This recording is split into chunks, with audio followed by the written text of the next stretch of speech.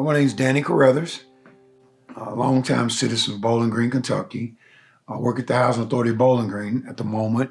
I'm a coordinator for the senior citizens and the disability folks. I've been doing that for maybe 6 months now. I serve the youth. I love our community for one. So uh, on the west side or any parts of Bowling Green, I try to have a ministry of helping kids that might need some kind of my help. Started out in sports. I got involved in football at Bowling Green High School, played basketball at Bowling Green High School, and I try to teach the kids now about how sports can make a difference in your life. And I went to Kentucky State University for 2 years up in Frankfort, played up there, and then came back home. And then, as you know, sports can put you in a lot of lives, and I've been blessed to take my sports knowledge and wiggle into some personal problems of our youth in the city. Got about 30 years of it in right now, and it's just been fun. And you know, the Bible talks about how you might stray away but come back. So that happened to me at a certain time in my life, and I never forget it. I got in a little mess with the law, and I told the judge, if you just give me one more time. I had never been in trouble before, but I said, if you just give me a chance, I'll just serve my community till the day I die. So, and it's worked out. So I was 24. I'm 61 right now. So I'm doing good. I just keep praying that God keeps me steadfast and unmovable, man. I started Boys to Men at Parker Bennett Elementary School. And man, I was getting older. I'm older. And a kid, Terrion Clark, came through, and I'm like, God, I can't do all this that he does. Didn't have the strength, because trying to keep up with the football players, the basketball programs, trying to make sure kids got to play, trying to make sure parents were treating the kids right, take some of the pressure off of them of everyday struggles in life. And then we started this Boys to Men and seeing where this was needed. So I just met with Terrion and said, hey, and he has so much strength, and it's moved on to greater heights. And then we got the flag football that Warren County had dropped because they went to different kind of football. So, uh, man, Boys to Men is a great tool in our city. I mean, the first annual breakfast we had out here.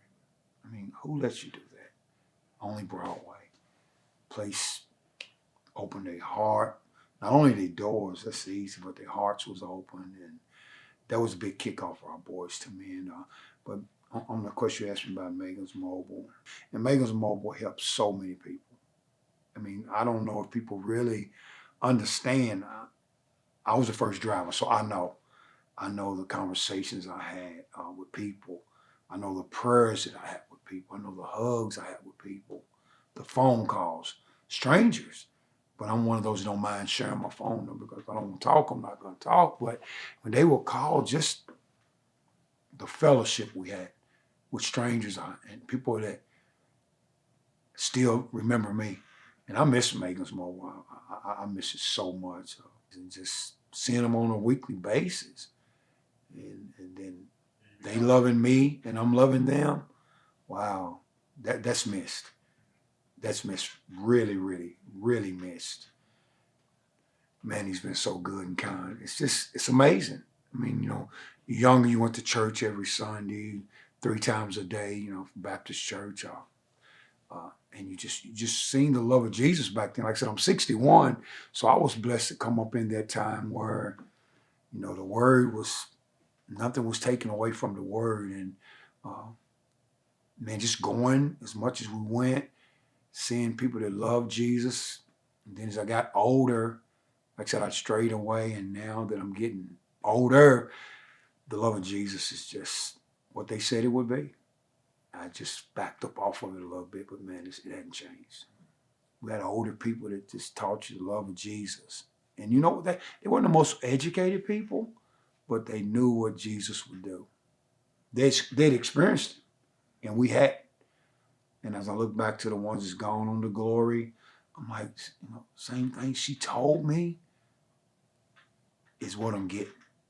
That God would never leave us or forsake us. And it's just funny because they was old and they like, we'd listen because they was not mean, but they was in charge.